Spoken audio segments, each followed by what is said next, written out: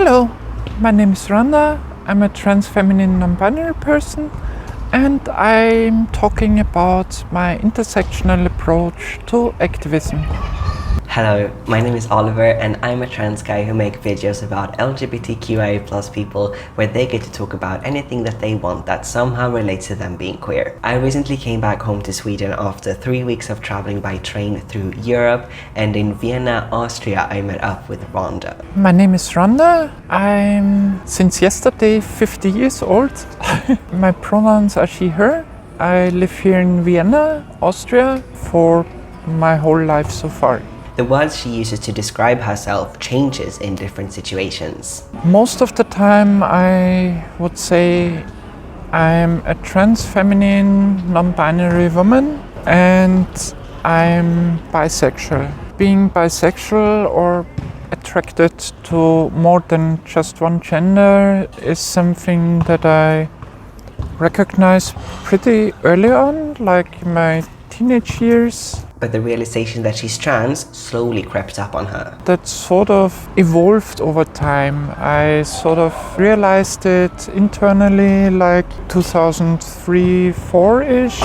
Realizing that sort of lifted a big fog in my head where I thought, what's wrong with me? Why do I tick differently? Why do I feel differently? Why do things not make so much sense for me? And realizing that I'm trans, it sort of started to click and lifting up, and it mostly made sense. And for the most of the time, it was enough for me to know that I'm trans and be accepted in my friend circle. I came out in the Linux community, in the Debian community, which was kind of the people I spent most time with, but they were sitting all around the world, and we had these conferences once a year where we got together for 1 or 2 weeks every year, some place different around the world.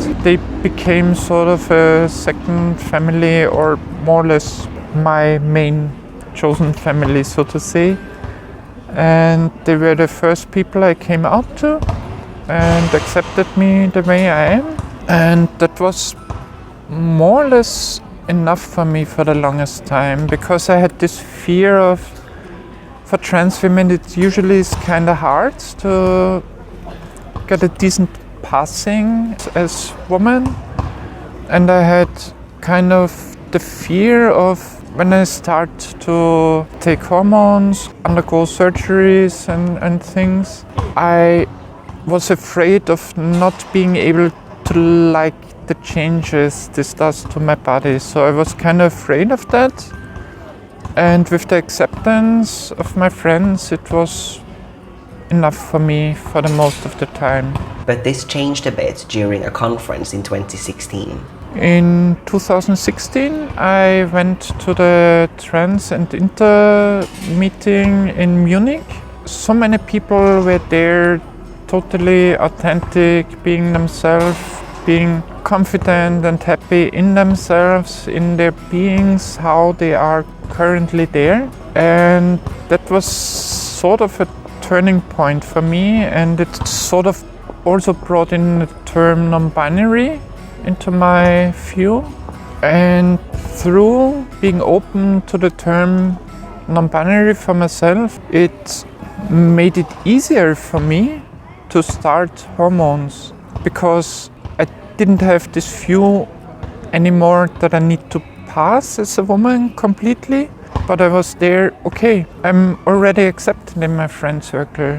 People around me know me and take me as I am. So when I start taking hormones now, I'm doing it for myself. That sort of lifted up a lot of anxieties around that. And I started hormones, and it gave me more or less from the first day when I felt there's something going on in my body, it gave me a lot of gender euphoria, so to say. And that really was a wonderful event and realization of my journey.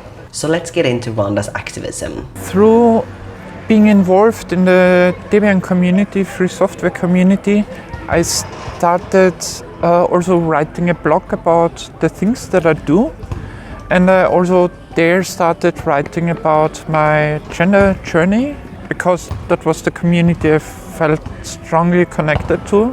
And through that, I sort of got into activism, because free software in itself is already activism, because we want to change the world with free software for everyone, making software, good software, accessible for everyone. That sort of also got me into activism, and through being more openly about my gender and sexuality, I also got involved in different organizations here in Vienna. The Visibility Austria was one of the first organizations I got involved in. It's a bisexual support organization.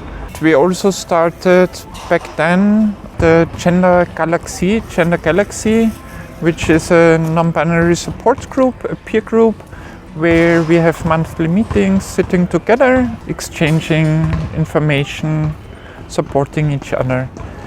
And a few years ago, an intersex person managed to get legal gender recognition. Besides women and men, there is also the possibility for intersex people to get their gender recognized in Austria legally. We saw from the Gender Galaxy that this was sort of a turning point, a possibility that opened up. So we created our own organization called Vienna, short for Verein Nicht-Binär, Organization Non-Binary. With that, we are currently also fighting for gender recognition for non-binary people officially. And also through Visibility Austria, I sort of stumbled into lesbian activism, because 6 years ago, 2017, they organized a European lesbian conference here in Vienna, and a friend from Visibility invited me into the organization group, and that sort of sucked me into lesbian activism too, and I'm still part of this organization. Rhonda wants to talk a bit more about what they do in VENIB, Austria's organization for non-binary people. VENIB was founded at the start of 2021. Like I mentioned, it's because of the possibility of legal gender recognition for intersex people. But the way the Austrian government made this possible, they sort of tightened it down very strictly, very narrowly, who is allowed to have this different gender marker than male or female. They narrowed it down that way that people who do not have an intersex condition are not able to get gender marker different from male or female. With our organization, we started to go the legal process of recognition. Recently, we got the courts to rule in our favor, but the government still is blocking it. So we have to go to the High Court, and we're looking forward to that.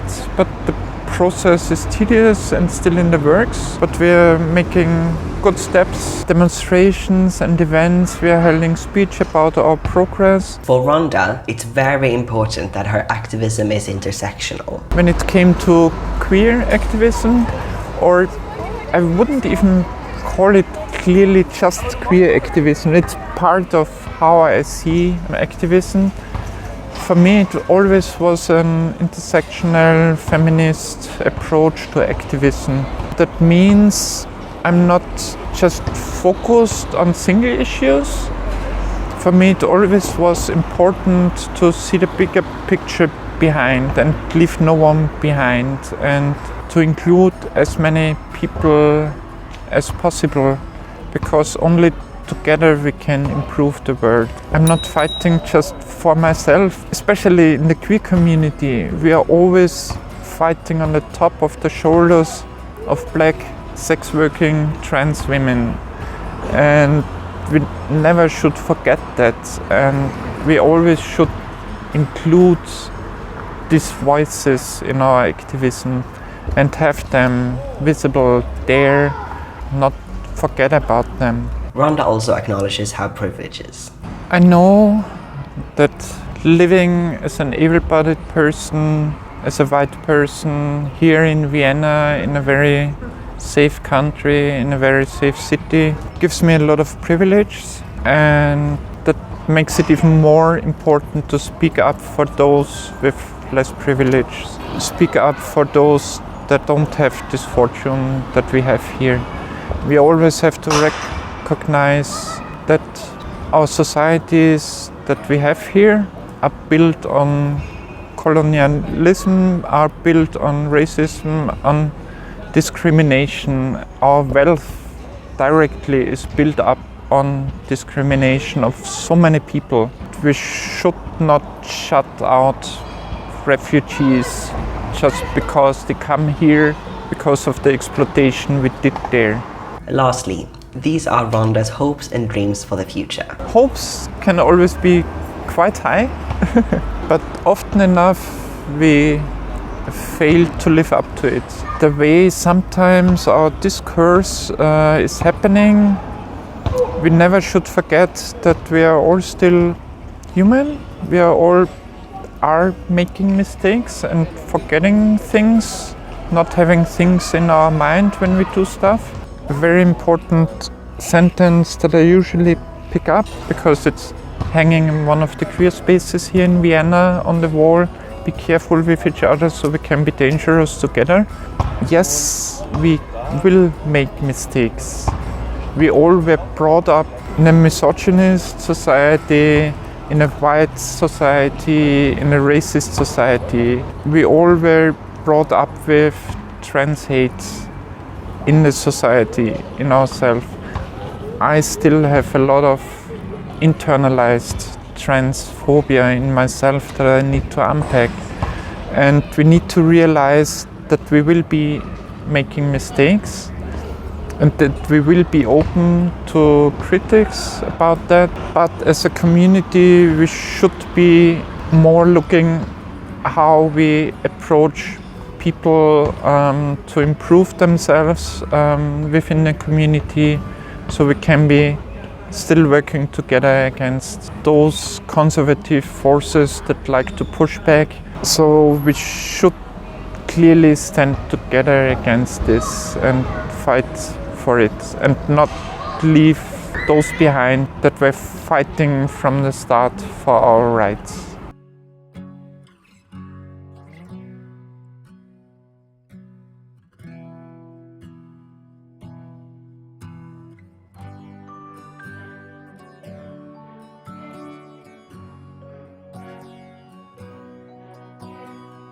If you enjoyed watching that video, please like, comment, subscribe and share the video. I really appreciate you showing your love in that way. If you also want to support the channel financially, that's possible via Patreon, but really no pressure. See you next time!